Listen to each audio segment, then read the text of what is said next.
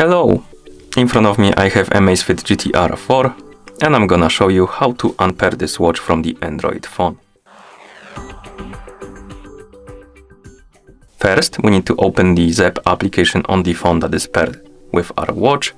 So let's open the Zepp application. After you open the app, you will see the home page. Now tap on the profile icon to open the profile page, and here you should see the AMAZFIT GTR 4 on the list of my devices. Tap on it to select it.